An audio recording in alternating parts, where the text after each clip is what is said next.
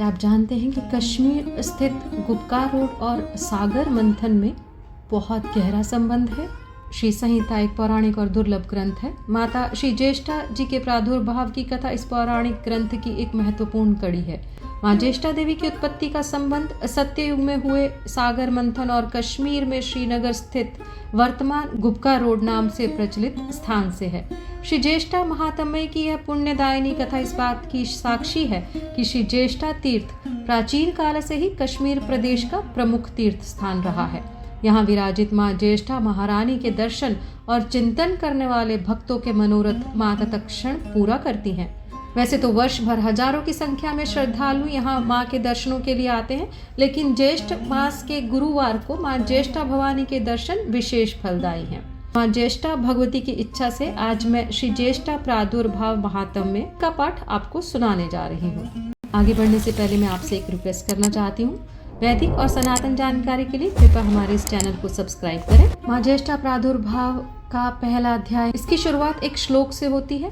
ओम सर्व चैतन्य रूपाम तामाद्याम विद्याम च धीमहि बुद्धिम या न प्रचोदयात्। इसका अर्थ है, जो संपूर्ण चैतन्य युक्त है, आद्या शक्ति श्री विद्या स्वरूपिणी शक्ति है, उन्हीं का हम ध्यान करते हैं, वही हमारी बुद्धि को संवित की ओर प्रेरित करें।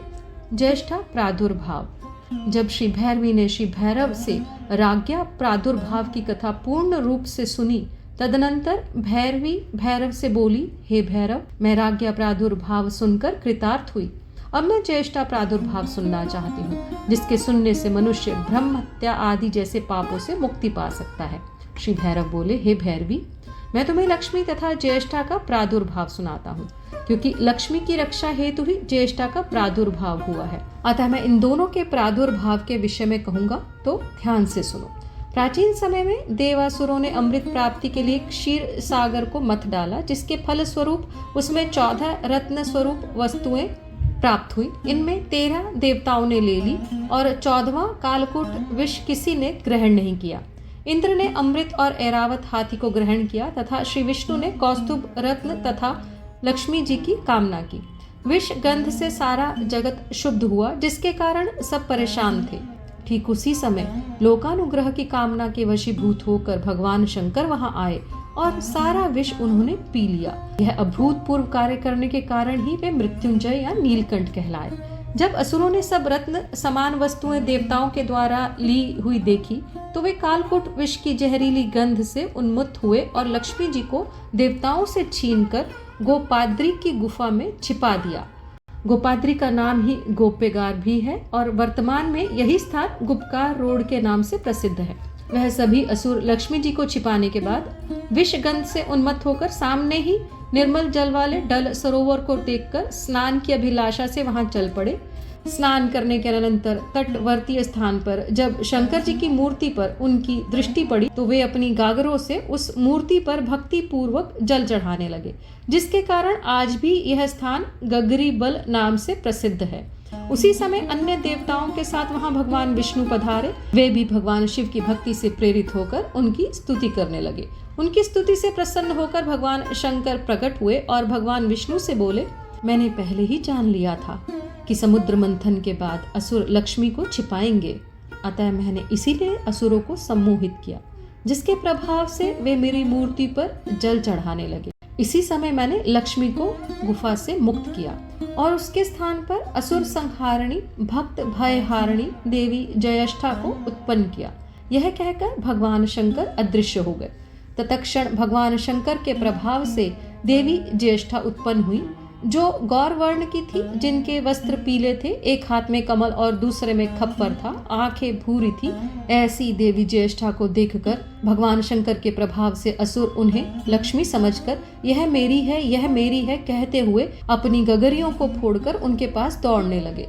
मोहवश कोई उनके पांव, कोई उनकी भुजाएं और कोई सामने तथा कोई पीछे से उन्हें पकड़ने लगा। इतने में ही भगवान शंकर फिर वहां प्रकट हुए। उन्होंने ऐसा ना करने के लिए असुरों को ललकारा। यह सुनकर असुरों ने एक पत्थर, जिसका आकार हाथी जैसा था, उठाया और देवताओं पर दे फेंका, परंतु वह पत्थर देवताओं पर ना पड़कर गोपाद्री की तलहटी में गिरा।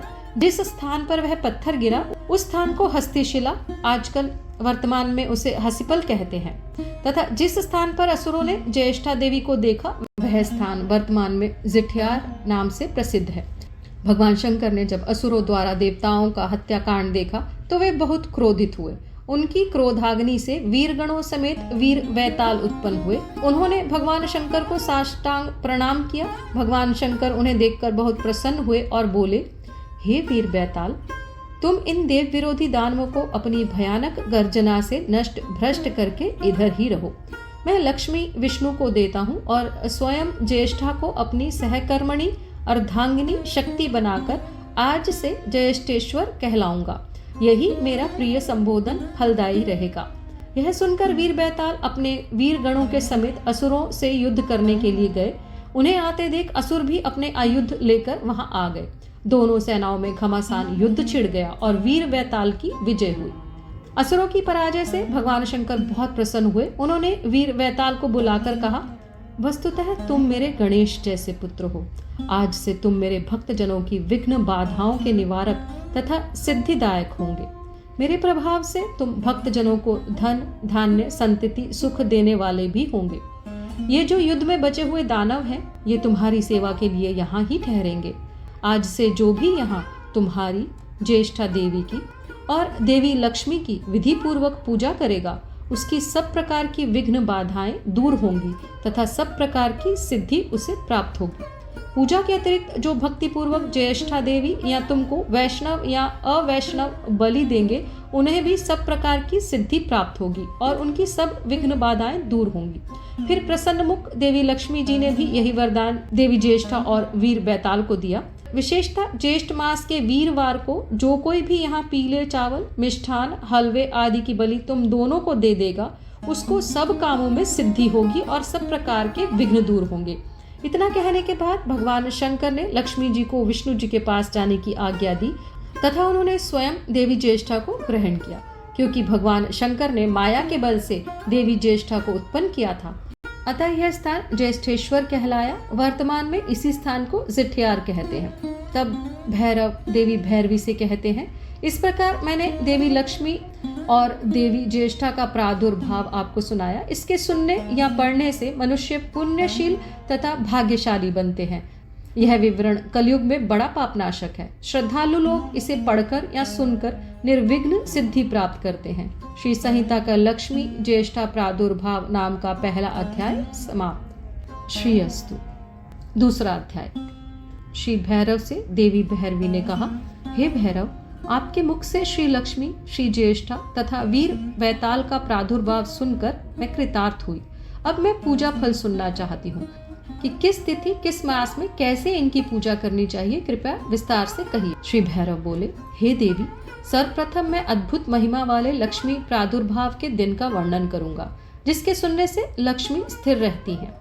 वैशाख कृष्ण पक्ष की पंचमी को देवी लक्ष्मी समुद्र से निकलती हैं, अतः इसी दिन इनकी पूजा करनी चाहिए।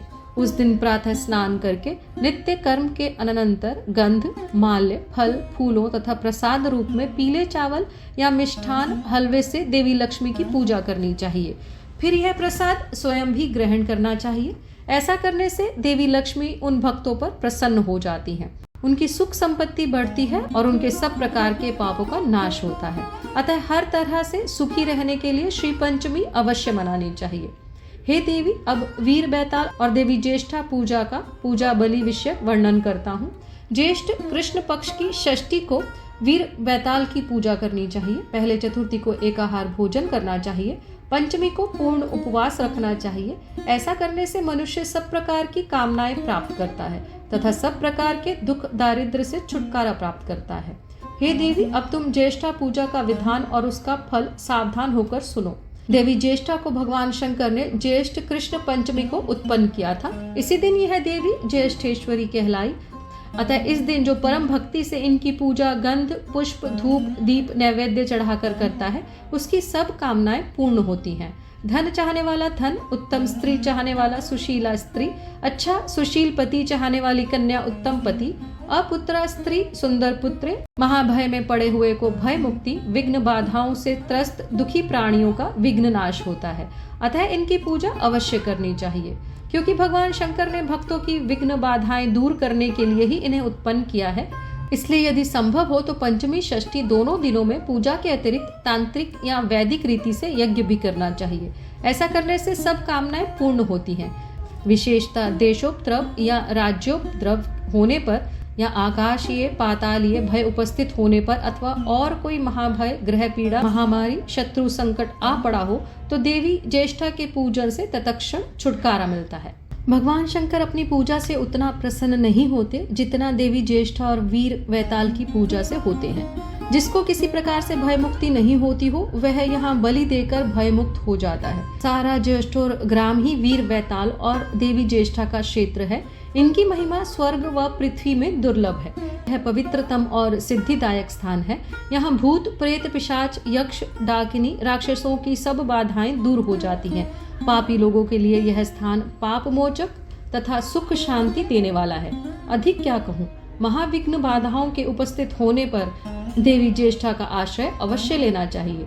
ऐसा करने से मनुष्य सब प्रकार के क्लेशों से मुक्ति पाता है। मैंने तुमको वैशाख कृष्ण पंचमी को देवी लक्ष्मी की और ज्येष्ठ कृष्ण पंचमी को देवी ज्येष्ठा की तथा ज्येष्ठ कृष्ण षष्ठी को वीर वैताल भैरव की पूजा का आदेश दिया। इन दिनों परम भक्ति से अपनी अपनी तिथि पर गंध पुष्प धूप दीप नैवेद्य से अवश्य इनकी पूजा करनी चाहिए। जो इन तीनों को भक्ति पूर्वक मनाते तथा उनका विधि पूर्वक अनुष्ठान करते हैं, देवी ज्येष्ठवरी उनके सब प्रकार के मनोरथ पूर्ण करती हैं और विघ्न बाधाओं से मुक्ति दिलाती हैं। हे प्रिय, यह मैंने ज्येष्ठा क्षेत्र की महिमा वर्णन की है। जो भी इसे पढ़ता या सुनता अथवा सुनाता है उनके सब प्रकार के पाप दूर हो जाते हैं। श्री ज्येष्ठा ध्यानम। श्री ज्येष्ठा ध्यान का अर्थ, मैं भक्तजनों की विघ्न बाधाओं को दूर करने वाली, त्रिनेत्रा भूरी आंखों वाली, अपनी भयानक दहाड़ों से असुर कुल को भय देने वाली, गोरे रंग से सुशोभित गोपाद्री पर्वत की तलहटी के सुंदर कुंड में विराजमान भक्त भय हारिणी कामदा श्री ज्येष्ठा को प्रणाम करता हूँ, जिनके दाएं हाथ में वरदायक कमल और बाएं हाथ में अभय सूचक खप्पर है। देवी ज्येष्ठा स्तुति। श्री ज्येष्ठा स्तुति का अर्थ है, हे लक्ष्मी स्वरूपा देवी ज्येष्ठा, तुम ही भक्तजनों को सब प्रकार का वैभव प्रदान करने वाली हो। तुम ही पराविद्या स्वरूपा हो। तुम ही बुद्धिदात्री और ज्ञान स्वरूपा हो। तुम ही अशुभ निवारणी हो। तुम ही असुर समूह का नाश करने वाली हो तथा भक्तजनों को सुख संपत्ति देने वाली हो। आप ही क्षीर सागर से उत्पन्न हुई देवी लक्ष्मी हो तथा देवमाया से उत्पन्न होकर भक्तजनों के भय दूर करने वाली ज्येष्ठोर में विराजमान देवी ज्येष्ठा भगवती हो। मैं इस भव्य स्वरूप को बार बार प्रणाम करता हूँ। हे प्रफुल्ल मुख वाली देवी ज्येष्ठा, तुम ही साधकों की हितैषी हो तथा अपनी दोनों भुजाओं से भक्तों को अभय तथा संतोष देने वाली हो। आप गोपाद्री की तलहटी में वृक्ष मूल के पास अमृत कुंड में विराजमान होकर भक्तों के पाप तथा भय अपने अमृत जल से सदा धोती हो। अपने भक्तजनों के दुख और दरिद्रता को दूर करने वाली हो तथा उनको सब प्रकार से सुख देने वाली मात्र स्वरूपा शिवा हो। मैं इस भव्य स्वरूप को बार बार प्रणाम करता हूँ। हे पीले वस्त्र धारण करने वाली दैत्य विनाशिनी, दाएं हाथ में कमल और बाएं हाथ में कपाल धारण करने वाली गौरांगी भूरी आंखों वाली, भयानक दाढ़ों से युक्त गोपाद्री की तलहटी में विराजमान महादेवी ज्येष्ठा, आपको बार बार नमन हो, प्रणाम हो। हे पिंगलाक्षी, पिंगल नेत्रों वाली, घोर रूप भयानक आकृति वाली, लंबी लंबी दांतों वाली, उपतयका अर्थात पर्वतीय तलहटी में स्थित महादैत्यों का संहार करने वाली देवी हो। हे ज्येष्ठेश्वर की प्रियतमा ज्येष्ठा, आप ही इहलौकिक तथा पारलौकिक सुख प्रदान करने वाली हो। मेरे काम क्रोध लोभ मोह को नष्ट करके सदा मेरी श्रद्धा भक्ति को बढ़ाओ। हे ज्येष्ठेश्वरी, आप ही भक्तों के दुख भय तथा अमंगल दूर करने वाली हो। आपको बार बार प्रणाम हो। हे सब प्रकार के अलंकारों से सुशोभित माँ ज्येष्ठे, आप ही भक्तजनों को उत्तम वर तथा अभय देकर उन्हें सब कार्यों में सिद्धि देती हो। आपको बार बार नमन तथा प्रणाम हो। हे ज्येष्ठ मास की कृष्ण पंचमी को उत्पन्न हुई विघ्नहारिणी माँ ज्येष्ठे, आप सदा भक्तों को सुख संपत्ति देने वाली हो। आपको मेरा बार बार नमन तथा प्रणाम हो। हे ज्येष्ठेश्वरी, आप सदा भक्त रक्षा तत्पर होकर उनको सुख सौभाग्य देने वाली हो। कृपया हमारे बाधा स्वरूप विघ्नों को दूर कीजिए और प्रत्येक कार्य में हमें वृद्धि और सिद्धि प्रदान कीजिए। जय मां ज्येष्ठा देवी। श्री संहिता एक पौराणिक और दुर्लभ ग्रंथ है। माता श्री ज्येष्ठा जी की उत्पत्ति कथा इस पौराणिक ग्रंथ की एक महत्वपूर्ण कड़ी है। वर्तमान समय में श्री संहिता की पूर्ण प्रति मिल पाना दुर्लभ होने के कारण जनमानस को मां ज्येष्ठा के बारे में अधिक जानकारी नहीं है।